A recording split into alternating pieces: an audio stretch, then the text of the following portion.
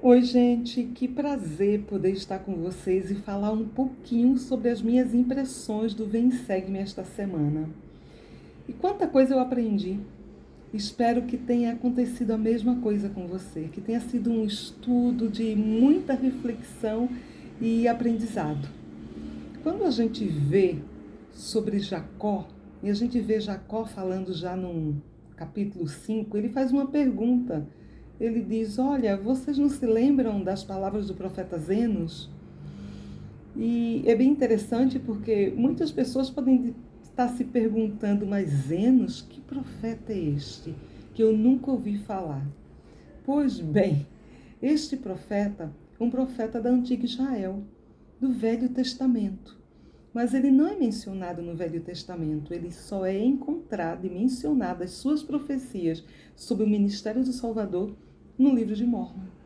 Então, Nefe falou sobre Zenos, a gente vê Jacó falando sobre Zenos, Elamã e vários outros. Mas essas profecias se encontram apenas no livro de Mórmon. E, gente, esse profeta foi incluído.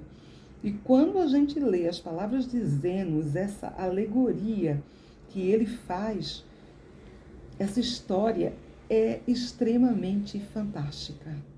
Esse capítulo, que é extremamente longo e com tantos detalhes, nos dá uma evidência de que Joseph Smith nunca poderia ter escrito o livro de Mórmon. E é simples, porque durante todo esse capítulo ele está falando sobre as oliveiras e sobre o cultivo, sobre o plantio, sobre a técnica de cultivar oliveiras. Na região que Joseph morava, não tinha oliveiras. E é tão específico, é tão detalhado, que a gente não tem dúvida que quem estava falando sobre essa alegoria com tantos detalhes era alguém que conhecia muito bem as características de uma oliveira. O que é muito interessante, porque uma oliveira é uma das árvores que tem uma longevidade assim enorme. Tem dessas árvores que chegam a durar 3.000 anos. É possível que existam árvores que foram testemunhas aí da época de Cristo. E é interessante que o fruto, o fruto da oliveira, a gente colhe lá e que nos dá o azeite. Esse azeite que a gente usa aí para tantas ordenanças, tantas bênçãos dentro do Evangelho. Então existe muito simbolismo nessa alegoria, muita coisa que a gente pode parar e pensar. Hoje eu tive a oportunidade de ir com alunos do Centro de Línguas que eu trabalho para o Horto Florestal aqui em São Paulo. E eu fiquei muito impressionada porque havia uma grande quantidade de árvores, de espécies de árvores. E nós entramos em um museu que era o Museu aí da Madeira. Tudo que tinha lá foi confeccionado com árvores. E uma das coisas que logo quando a gente chegava impressionava bastante foi uma reprodução, uma pintura dos diversos tipos de árvores encontrados na nossa floresta, na nossa vegetação brasileira. E aí a gente via o ipê amarelo, o ipê roxo, o alecrim, babosa, canela e tantas outras árvores. Mas a guia que estava nos explicando, ela falou uma coisa muito interessante, que o painel demorou muito tempo para ser pintado, porque o artista representou 42 espécies de árvores e ele tentou ser o mais fiel possível. Então ele precisava reproduzir tal como ela era a árvore. Então ele contou com a ajuda dos indígenas, ele contou com a ajuda do próprio modelo vivo da árvore, e tinha árvore que era menor, árvore que era maior, árvore que tinha folhas imensas, árvore que tinha folhinha pequena, árvore que tinha o tronco largo. Então, ao fazer essa representação, ele precisava saber todos esses detalhes.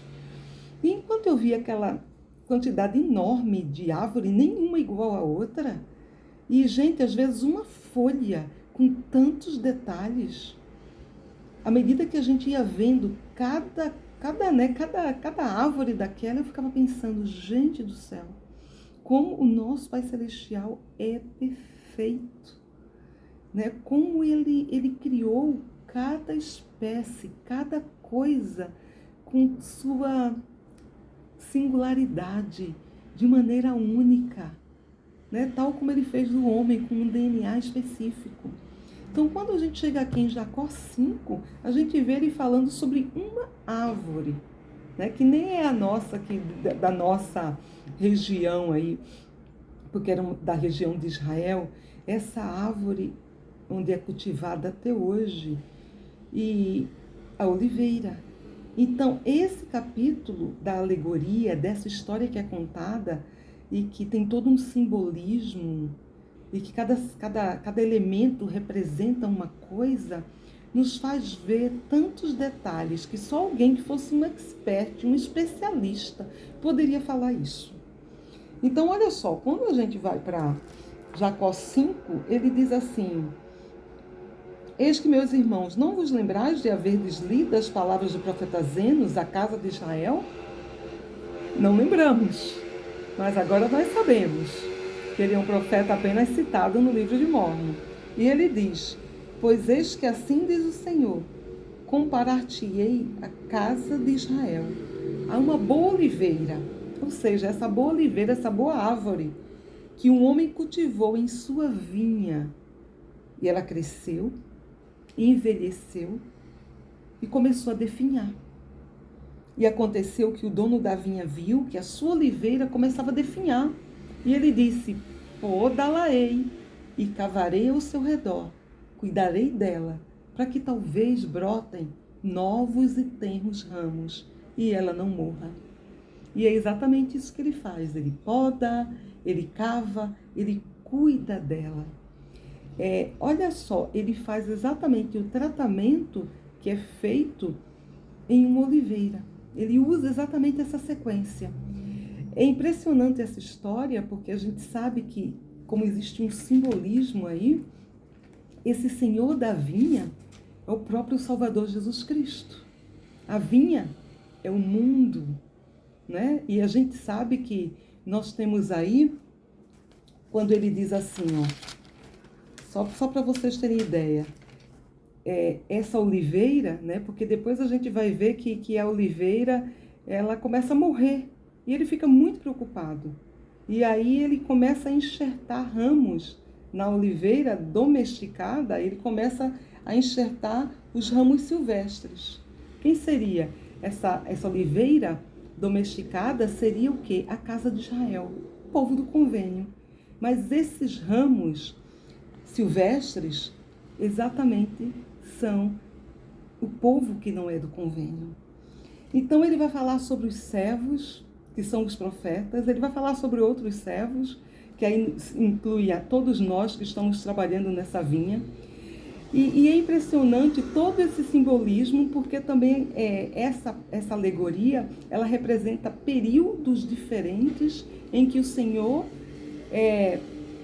esteve na terra, e a maneira como o Senhor trabalha conosco, e a relação do Senhor com o mundo em diferentes períodos, em todos os períodos ele teve essa vinha e ele vai cuidar das oliveiras dessa vinha, em como ele vai fazer todo esse processo de podar, de cuidar, de nutrir, e isso vai ser uma repetição. E como ele vai lamentar quando de repente ele não consegue o resultado que ele espera, né? E é interessante porque acho que aqui no manual, vocês podem ver depois, tem essa sequência aqui, né? Esse gráfico, onde ele fala exatamente sobre cada momento que veio o Senhor da vinha, né? E veio lá e cuidou da sua vinha. Então, a primeira vez foi antes da época de Cristo. Então, essa preocupação dele com a vinha. Depois, uma segunda visita que é na própria época do Salvador, né? Quando a gente vê aí que ele procura enxertar os ramos silvestres, que são aqueles que não são do convênio. E aí a gente vê ainda, quando acontece a grande apostasia, todos os frutos, quando ele chega para ver a oliveira, todos os frutos estão estragados. Esses frutos não servem, né? E aí, depois a gente vai ver que há uma dispersão e depois uma quarta visita do Salvador com relação na época da restauração do Evangelho e nessa última dispensação, que é o momento que nós vivemos agora. Então, a gente tem um quadro geral sobre as visitas, né, como o Salvador trabalhando com o seu povo desde antes do seu nascimento. Esse momento que nós vivemos agora, da coligação de Israel, que privilégio viver nesse momento, que o Senhor da vinha está lá, enxertando os ramos, né? Novamente aqueles que não são do convênio estão lá sendo enxertados, e a gente pode pensar que existem muitos servos trabalhando nisso, missionários no mundo inteiro, colocando esses ramos nessa vinha, tentando fazer florescer, líderes, né? Nós podemos trabalhar nesse recolhimento de Israel, nessa coligação de Israel. E, por fim, o milênio, que é esse momento final onde o Senhor finalmente vai separar, né? Separar aqueles que deram bons frutos dessa vinha e vai queimar o restante. Gente, mas quantas lições a gente tem para aprender sobre essa parábola? Quantas lições? Porque a gente vê ali o Senhor da vinha fazendo tentativas, né? Uma hora ele está ali podando, tentando fazer com que a árvore, a copa, né, aparando todos os ramos. Outra hora ele está tentando fortalecer as raízes, outra hora ele está enxertando ramos, e ele vai fazendo todo um processo. E esse processo ele não desiste. A gente vê a misericórdia, a bondade do Senhor, o amor dele em relação ao seu povo, né? Ele diz, não, o próprio servo diz assim, mais uma vez, mais uma vez.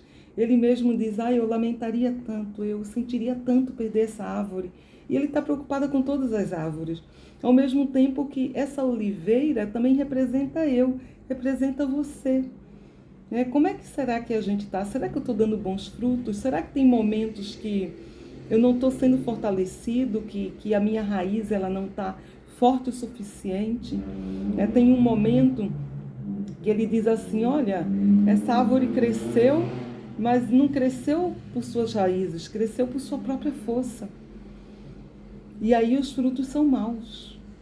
Então, quantas vezes a gente esquece de fortalecer as raízes? E às vezes a gente vai lá e confia apenas no nosso conhecimento. E a gente é enfraquecido. Achei muito interessante o que eu encontrei falando sobre o livro de Mórmon, Vem Segue-me, já no manual mais antigo, que diz assim, o que podemos aprender com a alegoria das oliveiras?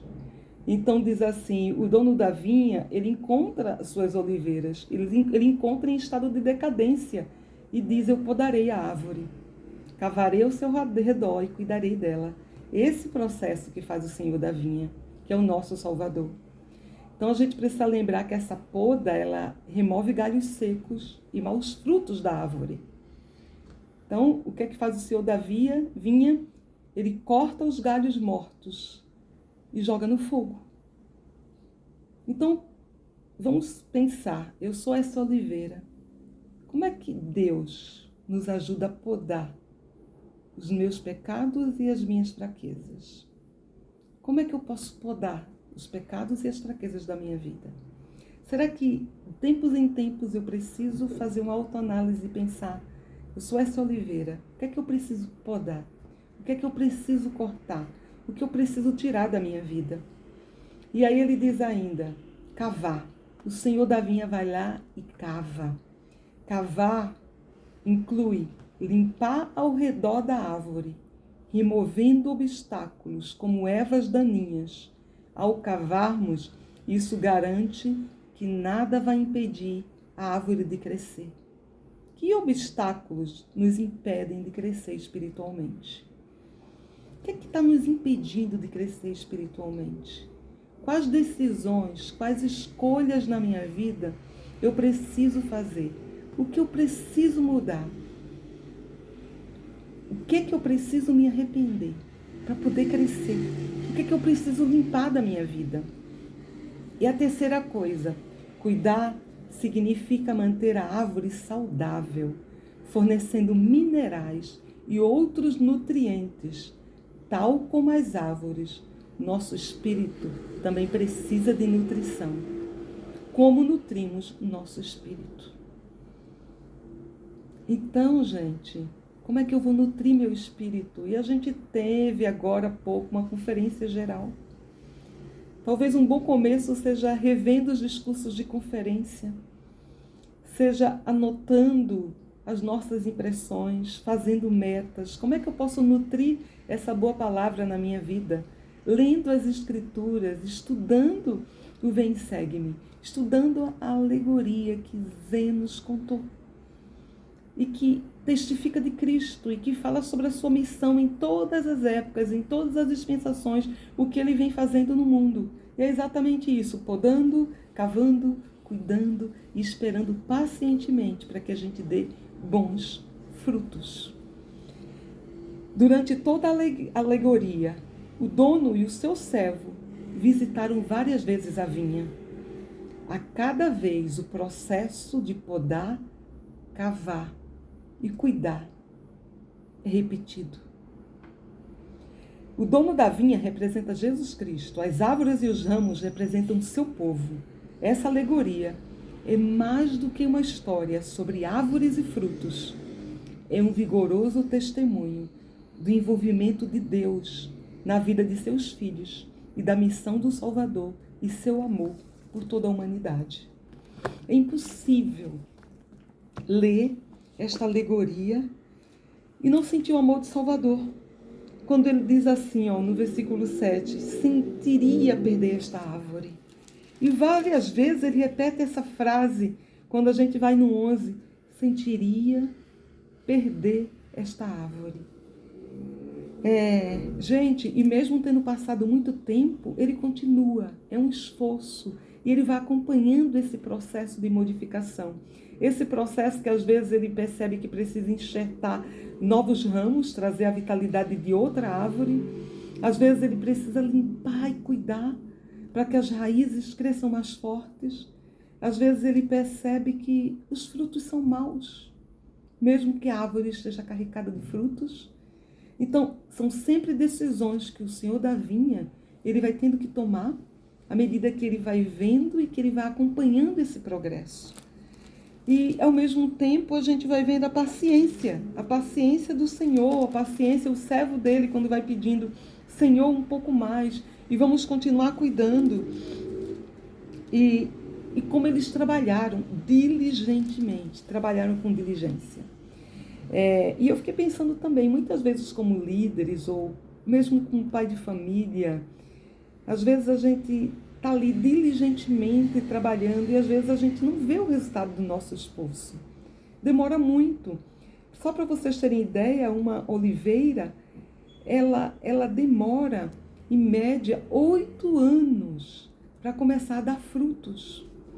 Imagina isso. 8 anos, gente, é um longo período, existe todo um processo. O que nos ensina? Paciência. Muitas vezes a gente quer colher os frutos rapidamente e não é assim que acontece. É um processo. Quando a gente pensa nessa história, se é a representação de todas as épocas, é a representação do mundo e da relação do nosso Salvador conosco.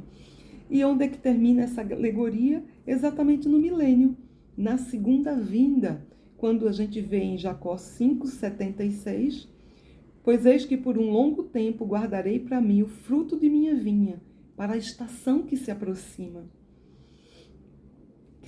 rapidamente. E pela última vez cuidei de minha vinha. É a última vez, gente, nós estamos na última dispensação. É a última vez, é a 4ª visita do Senhor da vinha. E nesse momento, ele está dizendo, que se refere à sua segunda vinha. E pela última vez cuidarei de minha vinha. Podei-a, cavei, adubei. Portanto, guardarei seu fruto para mim por muito tempo, de acordo com o que eu disse. E quando chegar o tempo em que os frutos maus tornarem a aparecer em minha vinha, então eu farei reunir os bons e os maus. E os bons eu guardarei para mim. E os maus eu lançarei no seu próprio lugar. Então virá o tempo e o fim, e farei com que minha vinha seja queimada com fogo. E aí a gente tem início ao milênio. Que privilégio é viver nesse 4º momento, que, que o Senhor da vinha está cuidando com tanto cuidado. E está nos pedindo que a gente cuide também como servo, diligentemente dessa vinha, que a gente ajude a coligar Israel, que a gente tenha paciência, que a gente tenha diligência e que a gente faça a nossa parte. Porque um dia o Senhor vai separar os frutos bons dos maus. Quando a gente continua no capítulo 6, o que Jacó está fazendo? Ele faz um resumo, ele está exatamente resumindo o que tem no 5. Né? Ele diz quão abençoados são os que trabalham diligentemente na sua vinha. Quão abençoados e quão amaldiçoados os que foram lançados para seu próprio lugar. Então, gente, que a gente permaneça entre os abençoados, que a gente tenha coragem, que a gente não se canse, que a gente vá lá e lance a foice com toda a força e continue trabalhando nessa obra, falando para os nossos amigos que o Evangelho de Cristo foi restaurado, ajudando a coligar Israel. E o dia em que o Senhor tornar a estender a mão pela segunda vez para recuperar o seu povo, para cuidar da sua vinha, para podá-la, né, para cuidar dela. E depois disso virá o fim. Então a gente tem um resumo, Jacó falando, sobre aqueles que não endurecerem o seu coração ao receber a mensagem do Evangelho. E ele diz, mas o que é que mais eu posso ensinar? O que é que mais eu posso fazer? Sede sábios. Ou seja, já disse tudo, gente. O que vocês têm que fazer? Continuar ajudando a coligar Israel, perseverar, né? E ele chega a se despedir, dizendo, olha, despeçam de vós, até encontrar convosco naquele agradável tribunal de Deus, mas que para os iníquos será um local de terrível e espanto e medo. Só que aí Jacó se despede, mas aí a gente vê ele voltar no versículo 7. É como se o Senhor dissesse, olha Jacó, você vai voltar lá e você vai escrever, porque isso aqui é importante. E nesse capítulo 7, ele está falando exatamente sobre um anticristo que aparece, o nome dele é Serém. E olha só, e esse anticristo, ele começa a declarar ao povo que não haveria Cristo. E ele diz, no versículo 3, né, Jacó diz que ele trabalhou diligentemente para desviar o coração do povo. E conseguiu desviar muitos corações. Então, esse anticristo, ele foi lá, Serém, e trabalhou diligentemente.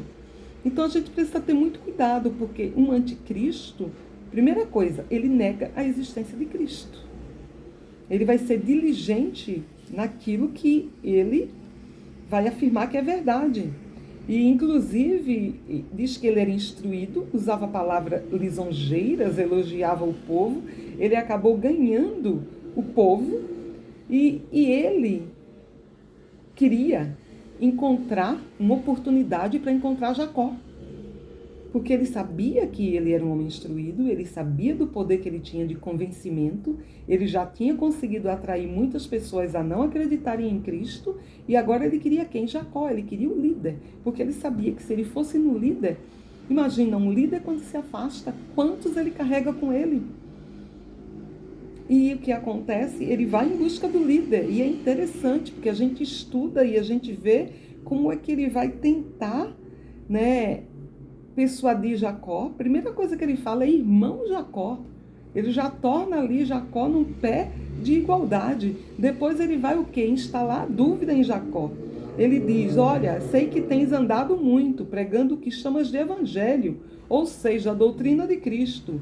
Ou seja, o que você chama, não quer dizer que é. Ele começa a pôr a dúvida. E ele começa a dizer que Jacó está ensinando doutrina falsa. Olha só, é muito comum um anticristo, o adversário, acusar ele do que ele mesmo faz. Então ele começa a dizer, olha, você está pervertendo os caminhos de Deus, você está afastando esse povo que não guarda a lei de Moisés. Então ele começa a tentar confundir Jacó. E que é isso que o anticristo faz, ele instala dúvida, ele acusa você de ensinar doutrinas erradas, ele tenta ser convincente, ele usa palavras lisonjeiras, ele nega que existe um Cristo, só que ele se meteu com a pessoa errada. Porque vocês lembram? Jacó foi um daqueles que viu o Salvador. E ele não se deixa enganar. E ele presta testemunho para ele. Ele diz, inclusive, crês nas Escrituras? E ele diz, Serém disse sim. E ele disse, então não a entendes. Porque se você lesse as Escrituras, você vai saber que as Escrituras testificam de Cristo. E todos os profetas testificaram de Cristo. E aí ele aproveita e presta testemunho. Ele diz no 12, isso não é tudo, foi-me manifestado, porque eu vi e ouvi, e foi-me também manifestado pelo poder do Espírito Santo. Sei, portanto, que se não houver expiação, toda a humanidade certamente se perderá. Jacó presta um testemunho para ele. E começa a confundi-lo. E ele pede um sinal. E Jacó, nesse momento, diz, né, que não obstante, né, ele diz assim, não seja feita a minha vontade, mas se Deus te ferir, que seja esse um sinal para ti. E nesse momento serei em terra. E a gente sabe que ele fica ali meio que adormecido e que depois ele desperta e ele pede no 16, reuni-vos amanhã, porque vou morrer. Portanto, desejo falar-vos ao povo antes de morrer. E aconteceu que no dia seguinte a multidão se reuniu e ele falou-lhe claramente. E Serém negou as palavras que havia ensinado. Confessou Cristo e o poder do Espírito Santo e o ministério de anjos. Disse-lhe claramente que havia sido enganado pelo poder do diabo. Falou do inferno e da eternidade e do castigo eterno. E disse que temia ter cometido um pecado imperdoável. Gente, esse é o fim do caminho para um anticristo. Esse é o fim do caminho para aquele que nega a Cristo. Por que será que Jacó incluiu esse capítulo? Porque seria importante para a nossa época. Porque certamente nós precisaremos de um testemunho sólido nesses últimos dias de Jesus Cristo, para que não sejamos enganados. A gente precisa ter muita convicção de que Cristo realmente vive. E muitos anticristos aparecerão na nossa época. E os nossos anticristos hoje talvez se apresentem na internet, nos diversos sites, nas ideologias políticas, nas ideologias aí de tantos cientistas. E a gente precisa ter muito cuidado, porque eles usam palavras convincentes. Mas quando a gente conhece a doutrina de Cristo, nós não seremos enganados. Jacó termina falando que a vida passou como se fosse um sonho. É a despedida dele. Gente, a vida passa muito rápido. E ele está lá dizendo ao povo, a vida passou como um sonho. Mas permaneçam firmes. Perseverem. É isso que a gente precisa aprender. A nossa vida também. A nossa vida também, vai passar assim. Mas que a gente possa realmente fazer a escolha de ficar do lado do nosso Salvador. Ele diz assim, termino meu registro nessas placas, tendo escrito pouco, despeço-me do leitor, que sou eu e você, esperando que muitos dos meus irmãos possam ler as minhas palavras, irmãos a Deus.